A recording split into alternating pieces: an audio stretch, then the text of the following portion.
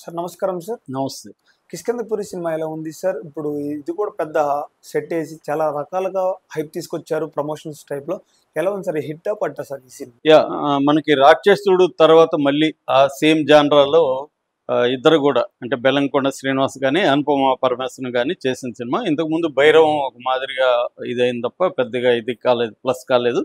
ఇప్పుడు ఈ సినిమాకి చాలా హైప్ క్రియేట్ చేశాడు. బెల్లంకొండ శ్రీనివాస్ అయితే నేను ఈ సినిమా మీకు నచ్చకపోతే ఇండస్ట్రీని వదిలిపెడతానన్నాడు. ఇలాంటి స్టేట్మెంట్లు అంతా కూడా వచ్చాయి. సో ఈ సినిమా ఎలా ఉంది? బెల్లంకొండ శ్రీనివాస్ హీరో, అనుపమ పరమేశ్వర హీరోయిన్, తర్వాత తనికెళ్ళ భరణి, హైపరాది, శాండీ మాస్టర్, తర్వాత మకరంద్, ఆయన హిందీ ఆర్టిస్ట్ మకరంద్ దేశపాండేనా ఆయన పేరు అనుకున్నాను. తర్వాత శ్రీకాంత్ అయ్యర్, వీళ్ళు ప్రధానంగా కాస్టింగ్. ఇక దీనికి వచ్చేసరికి డైరెక్టర్ కౌశిక్ పగుళ్ళపాటి, సాహు గారపాటి, తర్వాత చేతన్ భరద్వాజ్ మ్యూజిక్ చేశాడు, చిన్మయ్ సలాస్కర్ కెమెరా. కథగా చెప్పాలంటే ఇది వచ్చి ఒక హారర్ థ్రిల్లర్ కామెడీ జాన్రాగా మనం చెప్పుకోవచ్చు. అంటే ఈ మధ్యకాలంలో ఏమంటే హారర్ థ్రిల్లర్ ఎలిమెంట్స్ కలిపి మళ్ళీ అందులో కామెడీ పెట్టి ఒక టానిక్ తయారు చేస్తున్నారు మనోళ్ళు. మామూలుగా అయితే హారర్ కామెడీలు అనేవి హాలీవుడ్లో స్క్రీమ్ సిరీస్తో బాగా పాపులర్ అయినాయి. అక్కడ నుంచి తెలుగులో కూడా హారర్ కామెడీస్ చాలా వచ్చాయి, హిట్ కూడా వచ్చాయి. హారర్ కామెడీకి కొంత హిట్ అయ్యే లక్షణాలు ఉంటాయి. ఎందుకంటే భయము, నవ్వు, ఈ రెండు కామెడీ అండ్ స్కారింగ్, భయపెట్టడం, ఈ రెండు ఇది చేస్తారు. మనం ఎప్పుడైనా కూడా భయపడడానికి థ్రిల్కి గురవుతాం. సో హారర్ కామెడీ భయపెట్టాలి, అట్ ద సేమ్ కామెడీ చేయాలి. దీంట్లో ఏంటంటే హారర్ ఉంది, థ్రిల్లింగ్ ఎలిమెంట్స్ ఉన్నాయి, కామెడీ ఉంది. సో కథగా చెప్పాలంటే రాఘవ్ మైథిలి అని ఇద్దరు లవర్సు, వాళ్ళు ఒక ఇంకొక ఫ్రెండ్తో కలిపి ఒక ప్రోగ్రామ్ కండక్ట్ చేస్తుంటారు, గోస్ట్ వాకింగ్ అనే ప్రోగ్రామ్. అంటే హాంటెడ్ హౌసెస్ని వాళ్ళు ఫైండ్ అవుట్ చేసి హాంటెడ్ హౌస్లోకి కొంతమందిని తీసుకెళ్ళి కొన్ని రోజులు అక్కడ పెట్టుకొని వాళ్ళని భయపెట్టే విధంగా వీళ్ళే దెయ్యాలని అవి క్రియేట్ చేసి చేస్తుంటారు. ఇది ప్రోగ్రామ్. దీనికి వీళ్ళు డబ్బులు తీసుకుంటుంటారు. ఇలాగ వీళ్ళు ఏం చేస్తారంటే ఈ రాఘవకి దీని మీద ఏం నమ్మకాలు ఉండవు, కానీ వీళ్ళే దెయ్యాలని అవన్నీ క్రియేట్ చేసి చేస్తుంటారు. అలాగా వీళ్ళు ఒక కిష్కింధపురి అనే ఒక ఊర్లో ఒక సువర్ణమయి స్టూడియో అని ఒక స్టూడియోకి వీళ్ళు తీసుకెళ్తారు. అది రేడియో స్టేషను యాక్చువల్గా, అదే సెట్ వేసింది వీళ్ళు.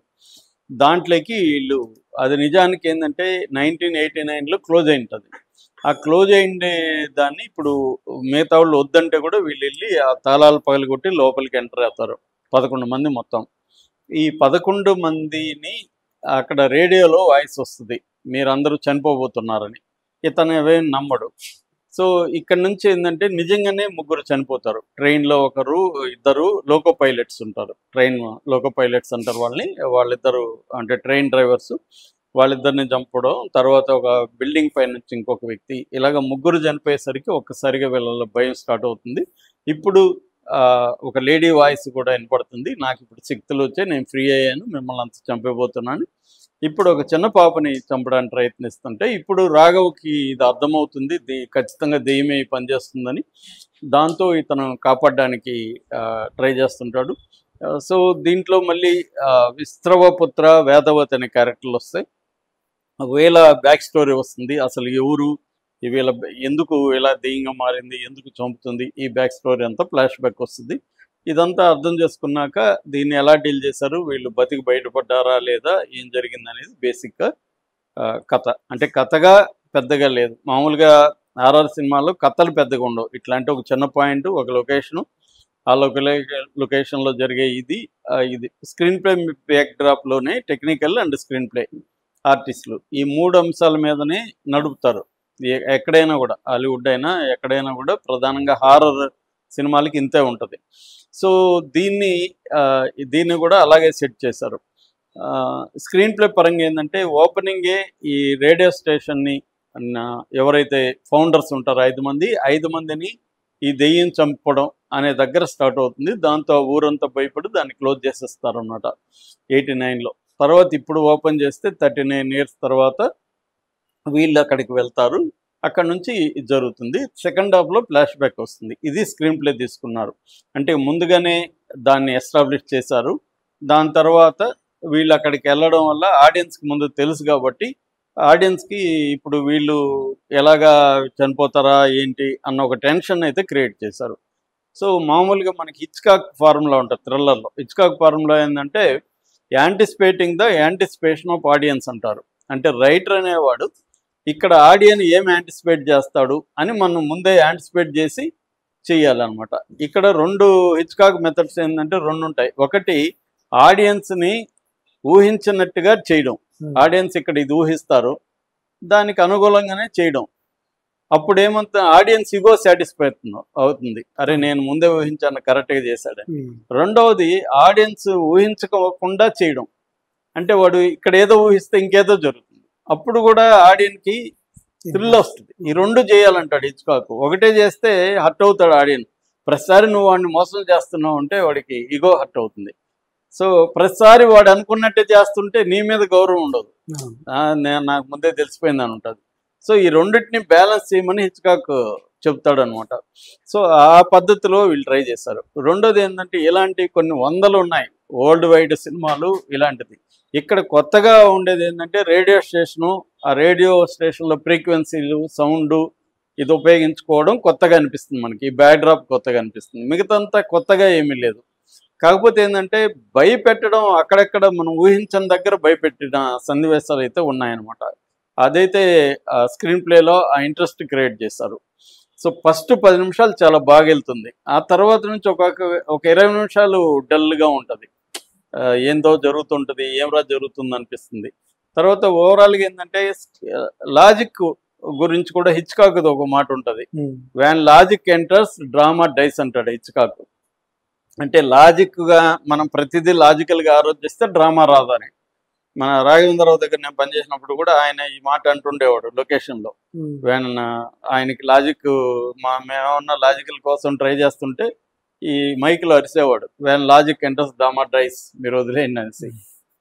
అంటే లాజిక్ ఉండకూడదని. కానీ లాజిక్ ఉండాలి ఉండకూడదు, ఎక్కడ ఉండాలి ఎక్కడ ఉండకూడదు అనేది ఇంపార్టెంట్. ఒక్కోసారి లాజిక్కే లేకుండా చేస్తే మనం కనెక్ట్ కాం.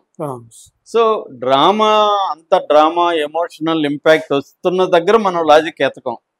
సో అది కొన్ని చోట్ల ఫెయిల్ అయింది దారుణంగా ఇక్కడ.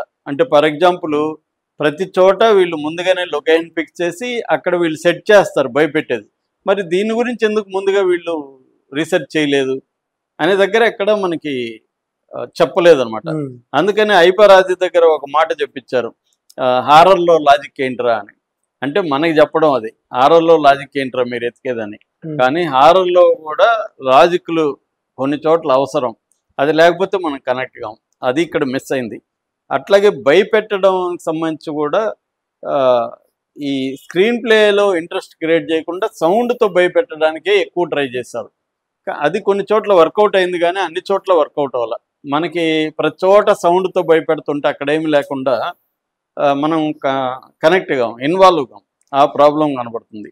అంటే అనీవన్గా ఉంది, కొన్ని చోట్ల మంచి సీన్లు వచ్చాయి, మంచి ఇది వచ్చింది, కొన్ని చోట్ల రాలేదు. అట్లాగే సెకండ్ హాఫ్లో ఈ వేదవతి విశ్వపుత్ర ఈ క్యారెక్టర్, విశ్వపుత్ర వచ్చి ఈ శాండీ మాస్టర్ చేశాడు, ఈ బ్రహ్మాండమైన క్యారెక్టర్ అది. వీళ్ళిద్దరి బ్యాక్డ్రాప్ ఏంటి, తర్వాత ఒక వికలాంగుడు ఉన్నాడు అతని క్యారెక్టర్ ఏంటి, ఇవన్నీ ఇంట్రెస్టింగ్ అయితే ఉంటాయి. సో ఓవరాల్గా అనీవన్గా ఉందని చెప్పొచ్చు. పెర్ఫార్మెన్స్లు అయితే సాయి బెల్లంకొండ సాయి శ్రీనివాస్ ప్రతి సినిమాకి ఇంప్రూవ్ అవుతున్నాడు. దీంట్లో కూడా సెటిల్డ్ పెర్ఫార్మెన్స్ చేశాడు. ముఖ్యంగా క్లైమాక్స్లో తన విశ్వరూపం చూపించాడు. అట్లాగే అనుపమ పరమేశ్వరను ప్రీ క్లైమాక్స్లో ఆమె దెయ్యం పోనడం ఆ సీన్లన్నీ చాలా బాగా వచ్చాయి. సో ఆమెని తీసుకోవడం దీనికి చాలా ప్లస్ అయింది. ఇక హైపరాది వీళ్ళది పెద్దగా కామెడీ వర్కౌట్ అవ్వలేదు. తనికెళ్ళ బన్నది అది పెద్ద క్యారెక్టర్ కాదు. శాండీ మాస్టర్ చాలా బాగా చేశాడు. ఈ మకరంద్ దేశపాండే శ్రీకాంత్ అయ్యర్ వీళ్ళది పెద్దగా లేదు. శ్రీకాంత్ అయ్యర్ వీళ్ళు వాళ్ళ స్టైల్లో వాళ్ళు చేసేసుకుంటూ వెళ్ళిపోయారు అనమాట. సో